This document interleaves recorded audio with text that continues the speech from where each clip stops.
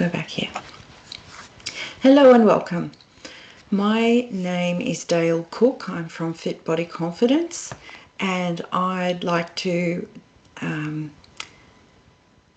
present this free webinar event, Muscle and Menopause.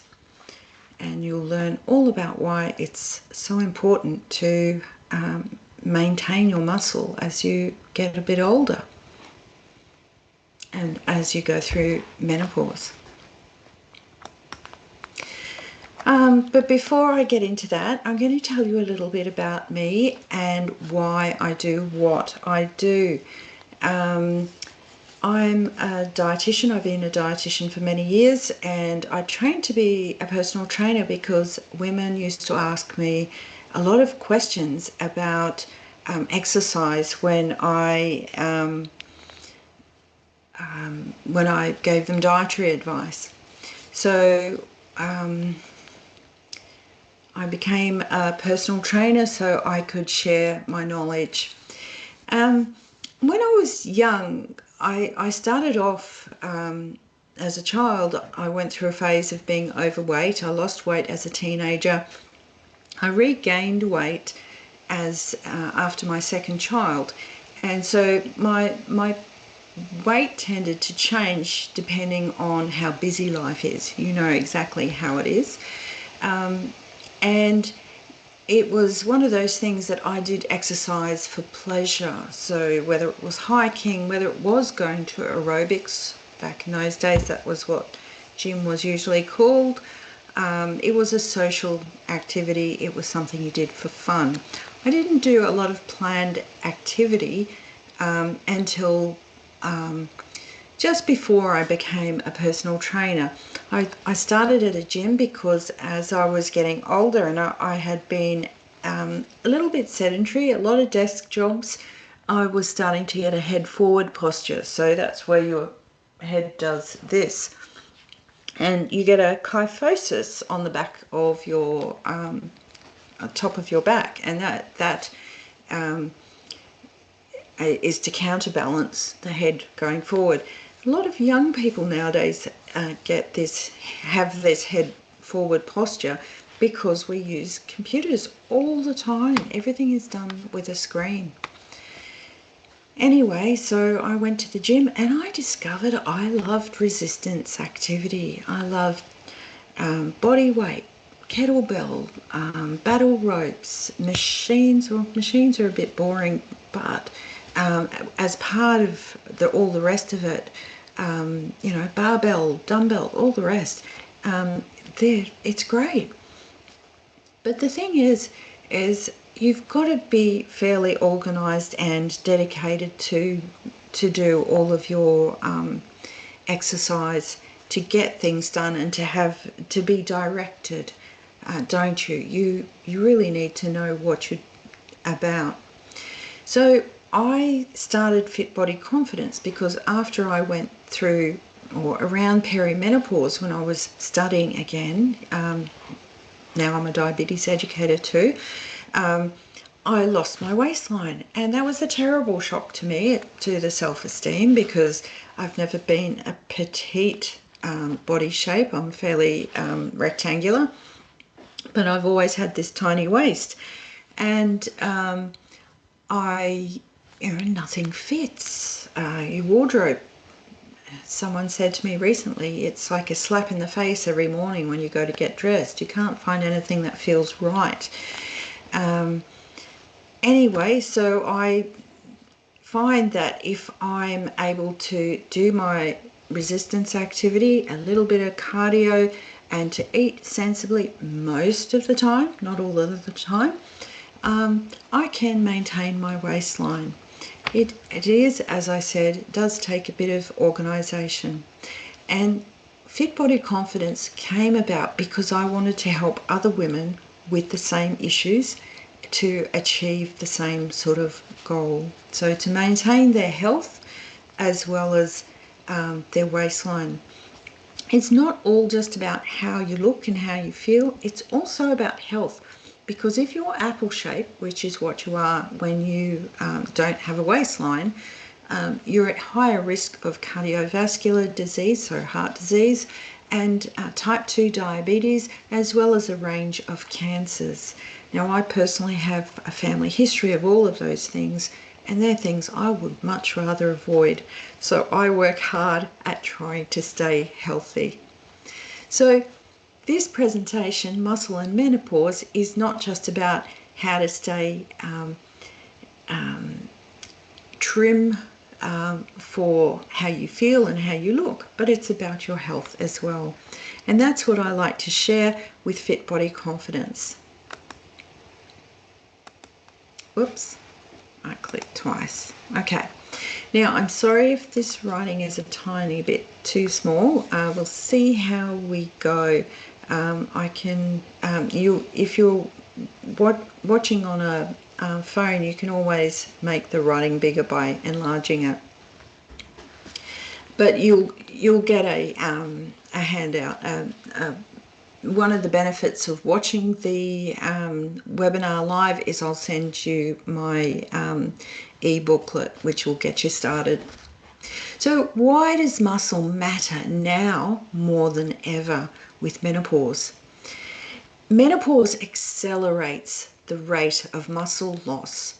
So you probably know as we age, so from about the age of 30, mid-30s on, we lose muscle every year unless we do resistance activity, so some sort of weight bearing or muscle supporting exercise. So both men and women will lose muscle as they age. That just goes on forever. But the decline of estrogens during peri-menopause tends to affect the muscle protein synthesis. So we lose muscle as you go through peri-menopause. There's a bit of sort of discussion in the literature after menopause, when you're postmenopausal, whether that muscle loss stays stable from the lack of estrogens or whether it continues to accelerate, but you certainly still have the age-related muscle loss after menopause. Now, the thing with muscle is you can improve your body composition. So, you know, we're so many percent water, so many percent bone, so much percent muscle, and so much percent fat. It can be quite shocking if you ever do a DEXA scan for body composition and you see how much fat is in your body. Women always have more fat than men, which to me is unfair, but yeah, we're the baby-making machines. But even postmenopausally, we'll have more fat. But if you're doing exercise like resistance exercise to strengthen the muscle, you don't get the fat infiltration, or not as much, in the muscle itself, which occurs particularly during peri-menopause. So you're less like a Wagyu beef steak when you do resistance activity, and you are more likely to have nice toned muscle, and muscle weighs heavier than fat. So even if you gain a little muscle and lose a bit of fat, you might stay the same on the scales. So the number on your scales isn't always a good indication of your body composition or your health. That's where having body composition scales or a DEXA scan is really a good way of judging how much fat and how much muscle you have. But that exercise that has resistance activity or strength training does improve that body composition. Now, muscle is metabolically active tissue, so there's a blood flow in it. It's doing lots of things, especially if you're moving it.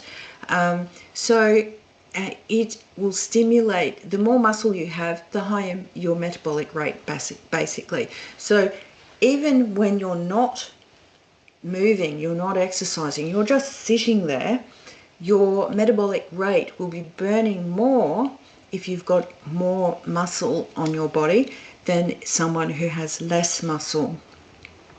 Muscle also supports the joints. So there's different muscles around different joints which will support them. So they're really great for joint stability. And of course, posture.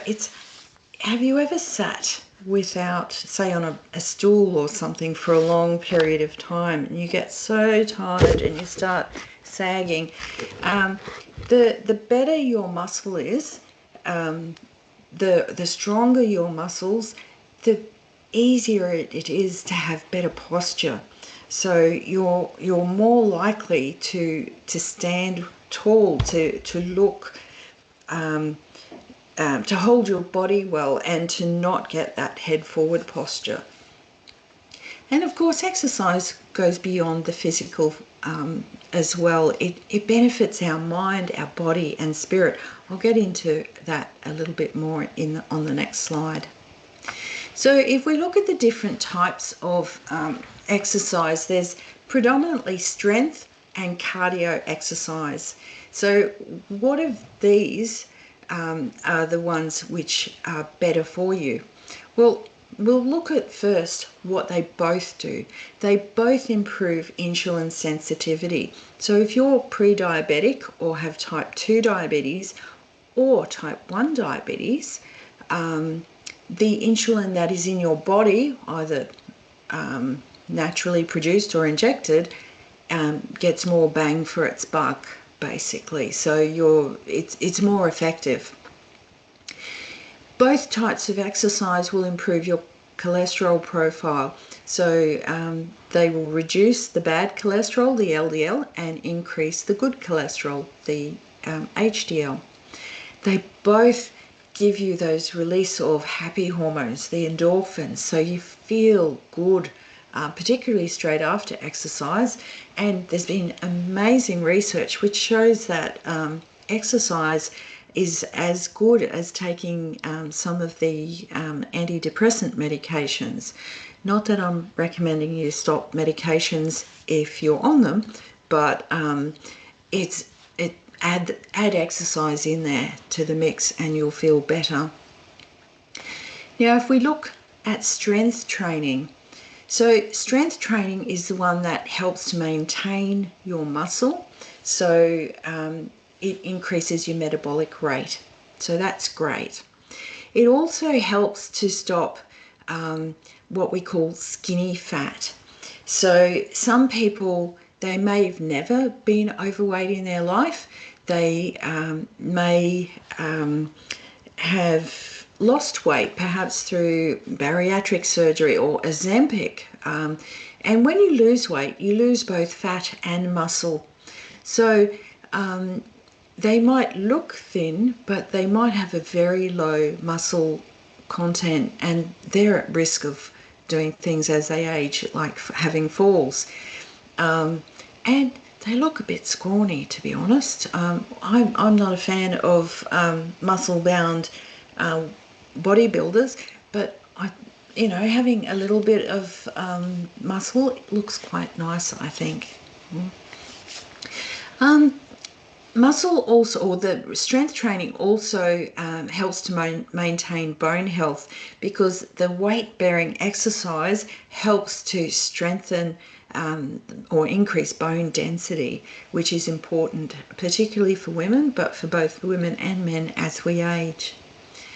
If we look at cardio types of exercise, they're good for aerobic fitness, so heart and lung fitness. Now, with strength training, you can actually arrange exercises so it gives you a bit of an aerobic workout as well, where you're shunting blood up and down the body. So if you do a lower body, upper body, lower body, etc., you can actually get a similar sort of workout. But a good huff and puff aerobic session is great for the cardio system. It doesn't, however, cardio workouts, I'll just see if I can move that, don't preserve muscle though. They don't build muscle. They will eat up muscle if there's no other fuel though. So you really need to do a mix of exercises for good health. So when we look at how to get started or restarted, and we're focusing on being safe and being smart, it's important, one, to get clearance from your doctor, or if you've got a back issue or a hip issue, you might be under a physio or a specialist. You might have a foot problem, in which case you might have a podiatrist, but whatever your health professional, it's important to get clearance. They may say you can do X, Y, Z, but you can't do A, B, C, or you need to modify what you're doing in these ways. It's important to start light. Focus on the form that you are using. We're not trying to lift massive barbells full of weights. They call it ego lifting. We just want to start light, start right, basically.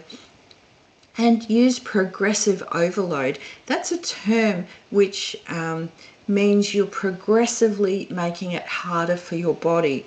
So you might do that by increasing the number of reps, increasing the number of sets, increasing the intensity, or adding weight to what you're doing. So ideally you started light, perhaps I'd go body weight first, but then as things improve and you get stronger, you might add in other things. And it's important to include rest and recovery time. Now, your muscle actually repairs. It gets stronger when it repairs. So if you don't give it an opportunity to repair, it won't get stronger. So always have a day off a week from heavy exercise if you're a heavy exerciser, and try and have a day between activity. For example, if you were doing 2 or 3 sessions a week, you might do them every 2 days, and that way you've got a whole 2 days in between exercise sessions. If you if you really liked and you enjoyed it, you could do smaller sessions, so focusing on the lower body, say Monday, upper body Tuesday, abs Wednesday, then go back to upper body Thursday, lower body Friday, and abs again Saturday, if you fancy. It's the kind of thing that will give part of the body a rest. And remember, when we're in menopause, our sleep is pretty, or it can be pretty screwed up, basically. So if you've had a bad night and you're not quite up to exercising, give it a miss and do it another time. Or do something gentle. Maybe don't do your normal intensity, just so that you might enjoy the movement, but you're not challenging yourself. Don't be afraid of something called DOMS. It's delayed onset muscle soreness. It doesn't feel severe or acute. It's not you lift something or you do a move and, oh, that hurts. If that hurts, it means there is a problem. You need to seek medical advice. DOMS is that muscle aches where after, say, an abs session, you kind of move and go, oh, I can feel my abs. It's always a nice feeling. Or you go to sit on the loo after doing a lower body session and you find that it hurts sitting on the toilet. It can happen. Often it'll be worse on day 2 or day 3. You can do things like put Epsom salts in a bath, or put a magnesium spray on your muscles to help with that. But don't be concerned. It's just natural. It's helping your body get stronger. Now, more safety tips here. The important thing here is to warm up properly. If you don't warm up, you've got the potential that you're going to have cold muscles, and you might pull a muscle, and that's just going to set you back, delay you achieving your goals, and you lose impetus, which is really quite sad. It's important also to cool down and stretch at the end, because as our muscle gets stronger, it's repaired and it tends to get a bit less flexible. So if you stretch, you're going to stretch it to make it more flexible. You don't want to become inflexible. If you've got joint problems, you might have to modify activities to prevent joint damage, or just for joint comfort. Now, for example, the app that I have, Fit Body Confidence program on, most of the activities are non-jumping, so there's a non-jumping version, just because I have dodgy knees and hips, and I know what it's like when they're sore and swollen. You need to listen to your body, but you need to challenge it too. So if you've had a bad night and can't do your normal workout, just do something gentle. Maybe do a stretching session. Now, how do we keep up our consistency? And this is something which, it's one of those things. When we start something new, it can be quite hard to get into a habit with it, but you want it to become a habit so you don't have to think about it. It's not hard to do. So what you can do is, I'll just put that up. No, it's not going to work. What you can do is tie it to an existing habit, and we call this habit stacking. So you might have a workout before breakfast every day, or on the way home from work you might go to the park and work out at the park, for example.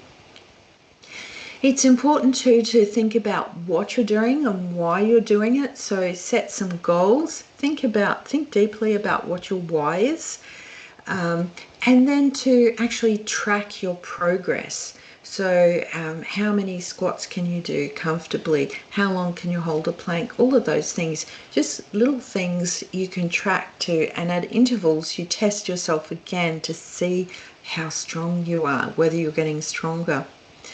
And find a support network. So that might be a coach like me, it might be a community of people like you, or it might be your best friend who you like to exercise with. When we compare home workouts versus gym workouts, there's pros and cons with both of them. Gym workouts give you access to lots of equipment. You need to use it properly though. Don't just so if you do have a gym membership or do decide to join a gym, ask for instruction on the machines and with the equipment so you're using it properly. Home workouts, however, they offer a lot of flexibility and convenience because you don't have to leave home to do it. You can slot short exercise sessions in when you've got a moment spare. The Fit Body Confidence app has 15-minute workouts, so they're things that you can, you've got an appointment that you've been to, you've got kids or grandkids arriving to see you soon, but you've got 15 minutes spare. Let's jump into a quick workout. There's also 30 and 45-minute workouts as well, so it's something you can do at your own convenience. You can also exercise at your own pace. There's nothing worse than going into an organised group and trying to keep up with people who have been regulars for years and they're fit and they know what they're doing, and you're trying to learn on the spot, and it can be make you feel unfit and not good, but other times you think, okay, I want to be like them. So there's pros and cons in that. And of course, with home workouts, there's no travel time. You don't have to count the time getting to and from your gym. Okay, simple exercises to do at home. Body weight exercises that are resistance-based and will help your strength include very simple things like squats, lunges, push-ups, planks, and they can all be modified. If most women can't do a push-up, we don't have the chest strength, but you can do an incline push-up or a wall push-up or a knee push-up. Cardio workouts, very, very brisk walking, not just regular walking, swimming, cycling, or things like you do on the spot, skipping, jumping jacks, high knees, burpees, those sorts of things. Yes, the dreaded burpees.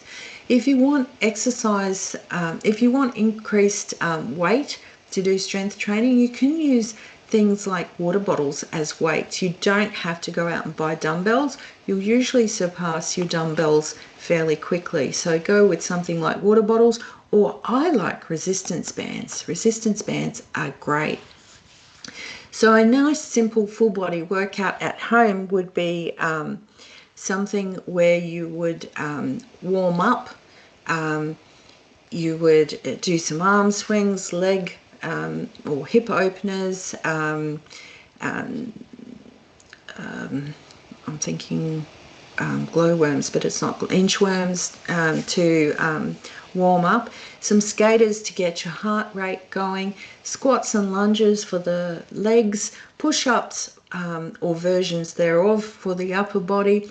VWs for the back, and then a plank or heel taps to engage the core. So nice simple things to get started, and they're things that we'd be looking at to learn the form and how you do things before you get too worked up and looking at buying weights and things like that. So it's important to set those milestones, which I talked about before, and be as consistent as possible. Make it fun. Dance in the living room. Do yoga. Do a virtual fitness class. That's something I'm thinking of adding to my app. Or challenges. At the moment, I've got an ab awakening challenge on my app. So you're welcome to try that for free if you like. Just ask me and I can put you on that. So there's lots of things you can do, but you need to follow a routine to get those results. So start your fitness journey today, ideally with me, but it's something that's going to benefit your health and hopefully your happiness wherever you exercise and whatever you do, and it will improve your well-being. So I would encourage you to start as soon as possible. And just for showing up tonight, I'm going to offer you a special offer as a thank you for attending. If you use the code MAMEVENT, so MAM is for muscle and menopause event, you'll get a 50% off a 3-month Fit Body Confidence membership. That's a saving of $300, and that offer is available until the 11th of August.